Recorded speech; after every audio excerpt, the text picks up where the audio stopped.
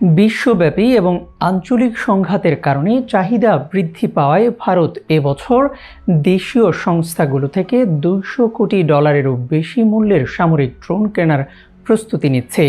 এটি হবে ভারতের ইতিহাসে এ যাবৎকালের সবচেয়ে বড় ড্রোন ক্রয় চুক্তি। সরকারের সঙ্গে কাজ করা একটি শিল্প প্রতিষ্ঠান বার্তা সংস্থা রয়টার্সকে এই তথ্য নিশ্চিত করেছে। ড্রোন ফেডারেশন অফ ইন্ডিয়ার সভাপতি স্মিথ শাহ জানিয়েছেন, এই ক্রয় পরিকল্পনাটি বর্তমানে অগ্রবর্তী পর্যায়ে রয়েছে এবং আগামী 18 থেকে 24 মাসের মধ্যে এসব ড্রোন সরবরাহ করা হবে। এই ড্রোন ক্রয় সম্প্রতি সরকারের প্রায় 3000 কোটি রুপির কৌশলগত ড্রোন অর্ডারের চেয়ে কয়েক গুণ বড় হবে। ধারণা করা হচ্ছে সরকার সেনাবাহিনীর তাৎক্ষণিক চাহিদা মেটাতে দ্রুত ক্রয় প্রক্রিয়াটি সম্পন্ন করতে পারে।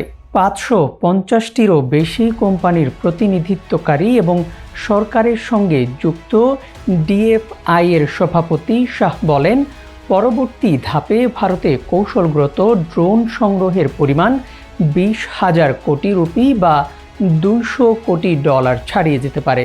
তিনি আরও জানান, জরুরি অভিযানিক চাহিদা মেটাতে এই নতুন ক্রয়াদেশগুলোর আওতায় ফার্স্ট ট্র্যাক বা দ্রুততর সংগ্রহ প্রক্রিয়া নেওয়া হবে, যা 24 মাসের মধ্যেই সরবরাহ করা প্রয়োজন পড়বে।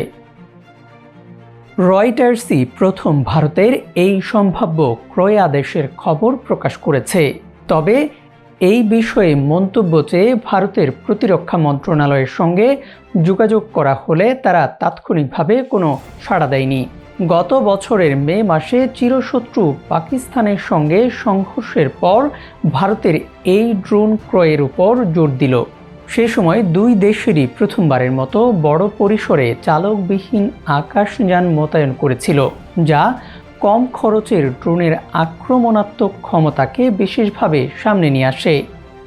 এছাড়া ইউক্রেনীয় এবং ইরানের সংঘাত বিশ্বব্যাপী ড্রোন ব্যবহারের পরিধি আরও বাড়িয়ে দিয়েছে, যা ড্রোনের উৎপাদন খরচ কমানোর পাশাপাশি যুদ্ধক্ষেত্রের কৌশলকেও নতুন রূপ দিচ্ছে। এর আগে মার্চ মাসে ভারতের প্রতিরক্ষা মন্ত্রণালয় পরিবহন বিমান ক্ষেপণাস্ত্র ব্যবস্থা এবং remotely piloted strike air force বা সশস্ত্র ড্রোন ক্রয়ের জন্য প্রায় 2,38,000 কোটি রুপির একটি প্রস্তাব অনুমোদন করেছিল, যদিও সেখানে ব্যয়ের কোনো সুনির্দিষ্ট বিভাজন দেওয়া হয়নি। উন্নত চালকবিহীন আকাশযান ও স্বল্প পাল্লার ক্ষেপণাস্ত্র ব্যবস্থা নির্মাতা প্রতিষ্ঠান আইজি ডিফেন্সের নির্বাহী এবং সেনাবাহিনীর সাবেক ঊর্ধ্বতন কর্মকর্তা রমেশচন্দ্র পাধি বলেন, আধুনিক যুদ্ধক্ষেত্রে ড্রোন হল শক্তির গুণক।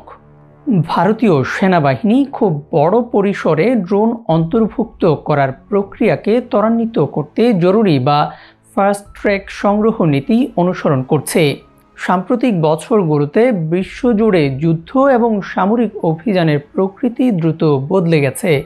রাশিয়া ইউক্রেনীয় যুদ্ধ এবং পশ্চিম এশিয়ায় চলমান সব সংঘাত প্রমাণ করছে যে এমনকি স্বল্প মূল্যের ড্রোনও সর্বক্ষেত্রে উল্লেখযোগ্য প্রভাব ফেলতে পারে।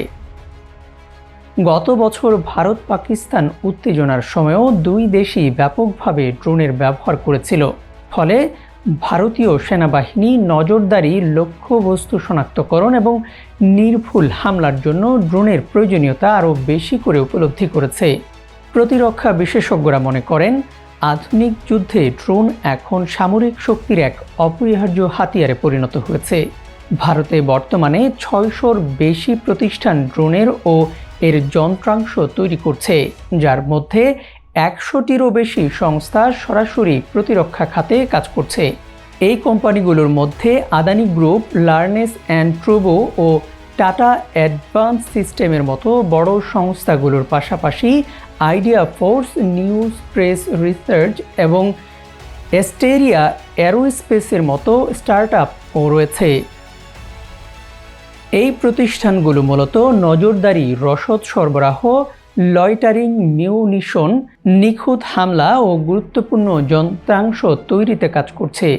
রয়টার্সের প্রতিবেদন অনুযায়ী পাকিস্তানের সঙ্গে সংঘর্ষে নজরদারি ও হামলার সক্ষমতার ঘাটতি প্রকাশ পাওয়ার পর ভারত ড্রোন দ্রুত ক্রয়ের সুবিধার্থে তাদের ধীরগতির প্রতিরক্ষা সংগ্রহ প্রক্রিয়া সংস্কার করেছে। নয়াদিল্লি এখন জরুরি ক্ষমতা ও ডিফেন্স অ্যাকুইজিশন প্রসিডিউরের অধীনে দ্রুততর প্রচেষ্টার উপর নির্ভর করছে, যা বছরের পর বছর ধরে চলা প্রক্রিয়াকে মাত্র কয়েক মাসে নামিয়ে নিয়ে এসেছে।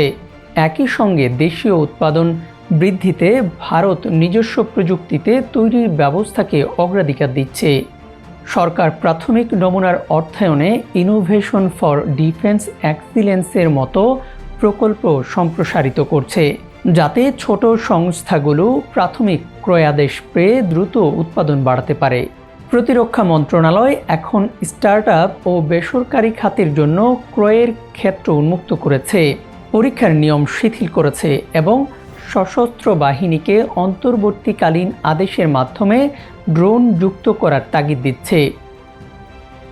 ডিএফআই এর শাহ বলেন, কার্যাদেশের নিশ্চয়তা ও নীতিগত সমর্থনের কারণে তহবিল ও অংশীদারিত্বের পথ উন্মুক্ত হওয়ায় এই পরিবর্তনগুলো ভারতের ড্রোন শিল্পকে নতুন রূপ দিচ্ছে।